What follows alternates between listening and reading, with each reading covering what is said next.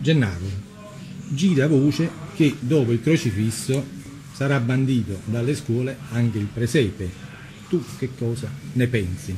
Non sono assolutamente d'accordo, perché comunque non è una bella idea togliere i presepi dalle scuole, anche perché i bambini devono crescere col culto del presepe. E poi, come io ricordo quando andavo a scuola, quando ero piccolo, tra le classi facevamo i presepi e facevamo proprio le gare a chi faceva il più bel presepe per vincere poi un piccolo premio. E poi è importante che i bambini crescano proprio con il culto del presepe. Dopo il crocifisso sarebbe un'ulteriore cazzata, scusatemi il termine, da fare, però il nostro Presidente del Consiglio ha detto che la legge è stata sì fatta, ma non ha quella coercibilità, quindi sicuramente non verranno tolti i crocifissi, e penso che anche il presepe debba restare in pianta stabile. Allora io a questa gente voglio mettere un po' chiari, che sti che vanno lo i crocifissi, vanno lo o presepe.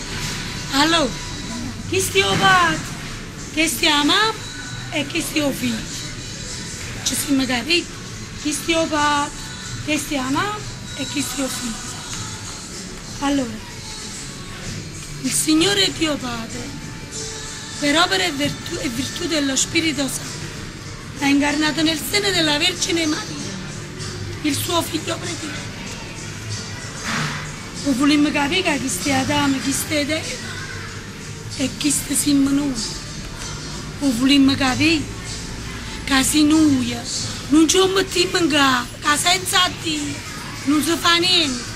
O per esempio sì, come tutte le cose del mondo, serve pure per vivere, io vero. Però l'uomo che ma che ci resta più? No, è una cosa proprio, non è proprio fuori luogo, proprio non esiste proprio, perché per esempio rappresenta qualcosa di caldo, qualcosa di, cioè interiormente, che si sente il Natale. Ecco, il presepe è abbinato come gli zampognari, quando incominciano a venire gli zampognari si sente quel calore di Natale, cioè già mettendo un presepe e l'albero vicino sono due cose distinte e separate, cioè il presepe c'ha un'anima dentro, c'ha un qualcosa di vivo, cioè rappresenta proprio la nostra cultura il presepe. Come si fa a togliere il presepe? Non esiste proprio.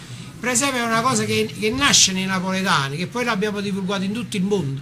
Mica la gente così si fa a infinocchiare per delle cose che non esistono. Il presepe è qualcosa che uno deve sentire dentro. Io sono contrario, perché ho avuto comunque un'educazione religiosa cattolica, e non credo che possa intaccare le altre religioni. Ognuno è legato alla propria educazione, alla propria religione. Io spero che il presepe col tempo non vada via, perché comunque è una tradizione secolare. Noi dobbiamo mantenere le nostre tradizioni, rispettando anche gli altri, ma non farci imporre per esempio di togliere il crocifisso, ma addirittura di anche il presepe. Io penso che sono cose sbagliate. Noi dovremmo mantenere le nostre tradizioni, le nostre cose proprio dell'Italia nostra, le dovremmo mantenere. È una voce che dopo il crocifisso saranno tolte dalle scuole pure le opere presepiali, dunque il presepe potrebbe essere messo al bando come il crocifisso. Tu che ne pensi?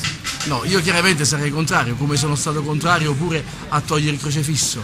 Io vorrei che non si togliesse nulla, nessun simbolo di nessuna religione, perché apertura non è chiusura, apertura è apertura. Sì.